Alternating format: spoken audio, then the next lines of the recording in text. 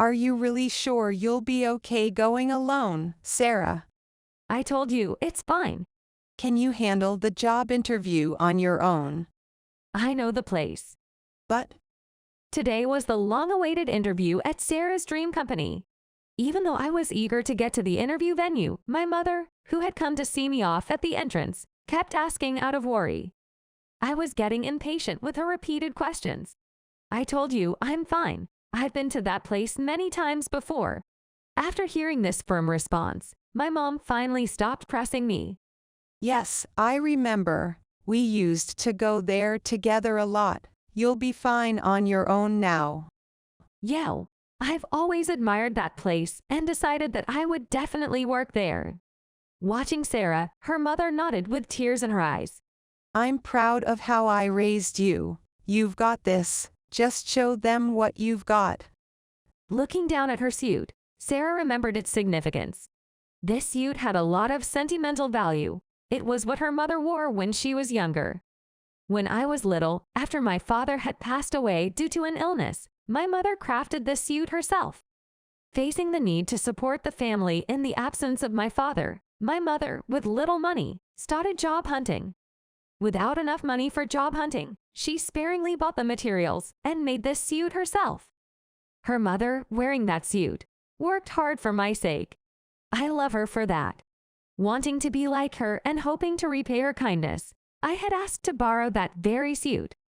Thanks for letting me borrow it. I feel empowered wearing it. You're being dramatic. I'm serious. I'm not exaggerating. While I chuckled at the comment, Mom, with a stern look, grabbed me by the shoulders. Listen, if anyone bullies you, you tell your mom, okay? I'll take care of them for you. Sarah smiled wryly at her overprotectiveness. Come on, it's time to let go, Mom. My mom was always so worrisome. During my middle school and high school days, she would express such concerns time and time again. Look, I have to go now. Don't you have a business trip today, Mom? Once I leave, you should head out too, okay? Hearing this, Mom, seemingly having forgotten, hurriedly checked her wristwatch. Oh no, look at the time. I'm not prepared at all. What do I do? There's no time to panic. Get ready quickly. Right, you should get going too, Sarah. Take care. Saying this in a rush, Mom ran around the house in a flurry. While Mom was a successful career woman, she also had these whimsical moments which were a bit of a headache. Watching her antics, I sighed and finally left the house saying, I'm off now. Upon arriving at the company, I waited in front of the interview room. Next, please, came a voice from behind the door. I checked my suit one last time, took a deep breath, and said, excuse me, as I slowly opened the door. Inside, 2 interviewers awaited. One was an older gentleman. The other is a young woman. The woman was breathtakingly beautiful. She had striking features and glossy hair that went down to her waist. Even her suit seemed to shine. Although I didn't vocalize it, I thought, wow, she's so gorgeous. While lost in this spot, a cold voice from the young woman said, could you hurry up and come in? Oh, yes. I reflexively answered and walked up to the chair placed in front of the interviewer. Did I mishear something? I feel like I just heard a cold voice from this beautiful interviewer. No, it must have been my imagination. Right, this is an interview. I can't imagine an interviewer of all people using such harsh words. As I was reassuring myself, the beautiful interviewer opened her mouth. Name. Excuse me. I said, give me your name. It wasn't just my imagination. That cold voice earlier was indeed from this beautiful interviewer. Overwhelmed by the interviewer's icy tone, I hurriedly responded. I'm Sarah Smith. Thank you for taking the time to see me today. I look forward to the interview. After my lively introduction, the male interviewer offered a kind please have a seat with a gentle gesture. Thank goodness, this male interviewer seems much kinder than the beautiful one. I courteously said, thank you, before taking my seat. Then, the male interviewer started speaking with a smile. My name is Mr. Williams, and I'll be in charge of this interview. Mr. Williams glanced awkwardly at the beautiful interviewer as he introduced himself. Noticing his gaze, the beautiful interviewer slightly furrowed her brow. My name's Mrs. Johnson. So, the beautiful interviewer's name was Mrs. Johnson. Feeling tense, I greeted, "It's a pleasure to meet you." Noticing my nervousness, Mrs. Johnson looked at me with a snort of amusement. She then scrutinized me. Do you even know what kind of company you're applying for? Caught off guard by the unexpected question, I quickly adapted. Yes, I understand that your company is one of the leading fashion corporations in the U.S. It wouldn't be an exaggeration to say that many of the fashion trends in the U.S. originate from your company. Hearing this, Mrs. Johnson smirked, commenting, exactly. Although her eyes didn't share the humor. Could it be? I wondered. Am I undergoing a stress interview? But when I looked at Mr. Williams, he seemed distressed but didn't seem to have the courage to confront Mrs. Johnson. Perhaps that was why. Mrs. Johnson wore a mocking smile, appearing to be in complete control of this interview. You really came dressed like that, knowing how big our company is. What do you mean by dressed like that? That's cute. What's up with it? She pointed at my attire. I quickly looked down. Was something out of place? But everything seemed fine. Is there something wrong with it? She burst out laughing. Ha ha ha. Seriously, you don't see it? Okay, let me help you. First off, those buttons. What's up with that design? They have an original logo on them. How outdated. And that white bow tie, you think that's cute? It came with this suit. No matter what I said, Mrs. Johnson just laughed mockingly. Feeling defeated, I looked down. Seeing my distress, Mr. Williams, who seemed to be feeling sympathetic, gave Mrs. Johnson a concerned look. Maybe you should stop, he said with a shaky voice. Mrs. Johnson shot him a fierce glare. You know, with a position lower than mine, you shouldn't be speaking out of turn. What? Isn't Mr. Williams in a higher position? I was shocked when he said that, and then Mrs. Johnson turned her gaze back to me. She smirked. Well, if you're wondering what I'm getting at. She paused for dramatic effect, then gave me a condescending look. You're dressed like an old-fashioned grandma. After stating that bluntly, Mrs. Johnson laughed heartily. I guess it suits an ugly woman like you. Dressed like an old-fashioned grandma. Hearing those words, I thought to myself, this is just too much. It wasn't because I thought I had failed this interview. I lifted my face and took a deep breath. Then I asked Johnson something. Would you mind taking back what you said? Take back? Why, it's true, isn't it? Watching Mrs. Johnson laughing, I let out a disappointed sigh. Seeing this, Mr. Williams also seemed distressed. I see. That's too bad. Since Mr. Williams was aware, I thought you'd know too, Mrs. Johnson. At my words, one of Mrs. Johnson's eyebrows twitched. This suit. Taking a deep breath and collecting myself, I responded. What about it? It was tailored by your company's CEO, you know. Hearing this, Mrs. Johnson looked utterly surprised. What? She seemed frozen for a moment, then her face contorted. What are you talking about? She was clearly flustered. Just as I was wondering what to do next, I heard a door open loudly behind me. Turning around, I saw my mother. Mom, why are you here? Weren't you on a business trip? I thought I wouldn't make it, so I canceled. I was worried about you, Sarah, so I came to the office and was eavesdropping from the next meeting room. With a big smile, my mother answered, making me let out a sigh of disbelief. That's not okay. Wasn't it a meeting? And I told you not to follow me. Well, the HR director told me it was fine and let me use the meeting room. Besides, I left everything to Mr. Miller. That's not the point. Don't just dump everything on Mr. Miller just because you're the vice president. You're putting too much on him. Oh, he gladly said, leave it to me.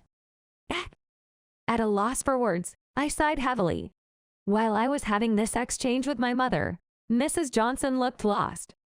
On the other hand, Mr. Williams stood up and bowed deeply to my mother. Thank you for your hard work, Mrs. Smith.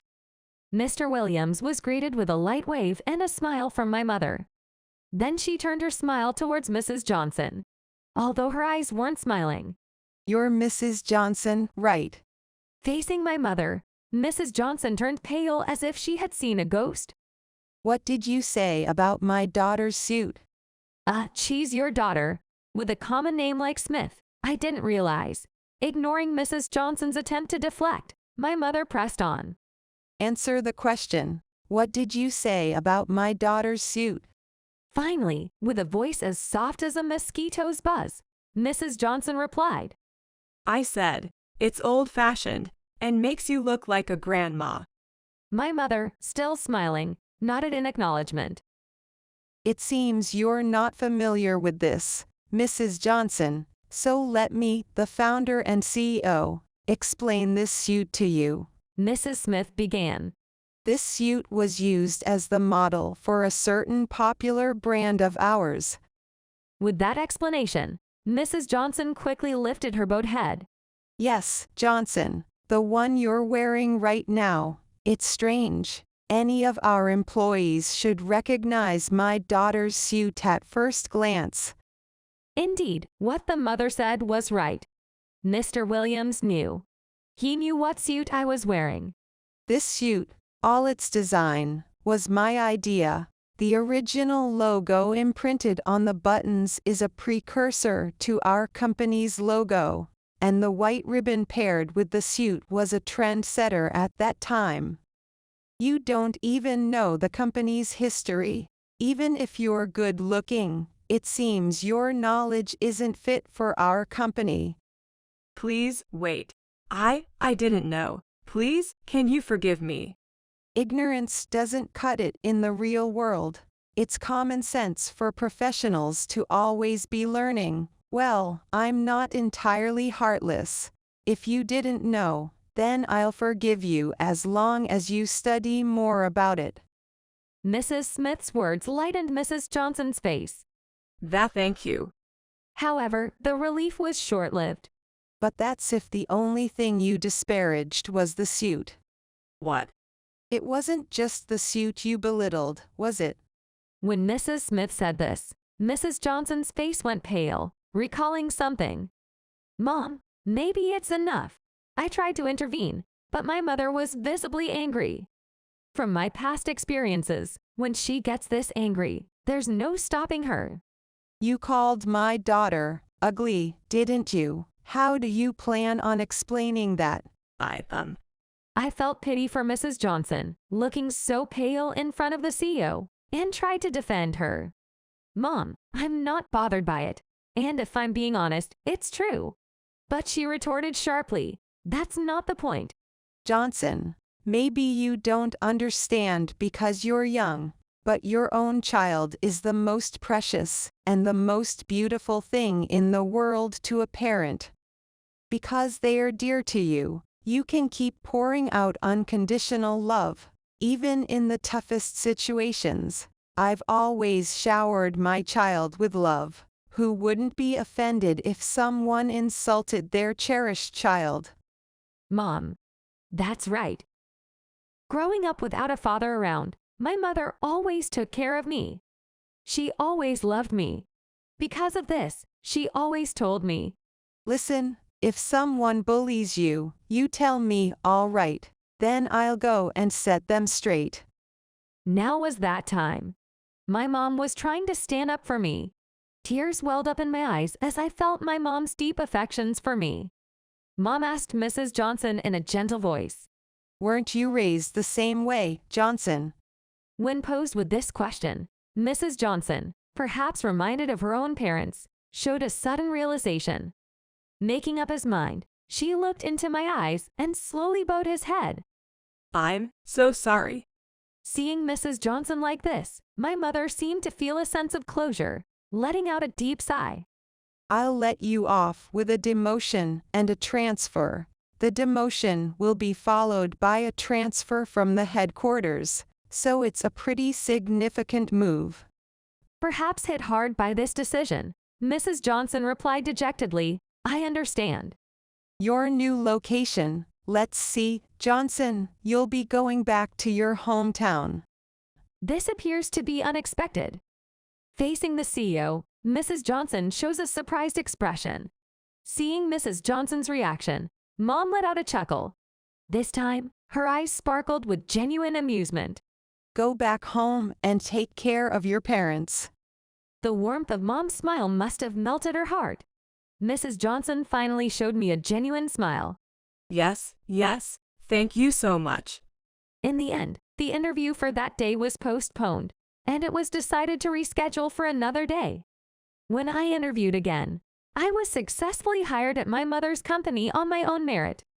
Having finally achieved my long-time dream of working for the company, I had a request from my mother. Mom, at work, please treat me not as your daughter but as a regular employee. Of course, I am the CEO, after all. I can't show everyone my motherly side. I felt relieved at her response, but only for a moment. But she hesitated. But what? I had a bad feeling about this. Whether she knew my concerns or not, she said, If someone ever bullies you, you come tell me, okay? I'll set them straight for you. At my mother's predictable line, I could only sigh and say, I knew it. And then I responded with a line of my own. Come on, it's time to let go a little, Mom.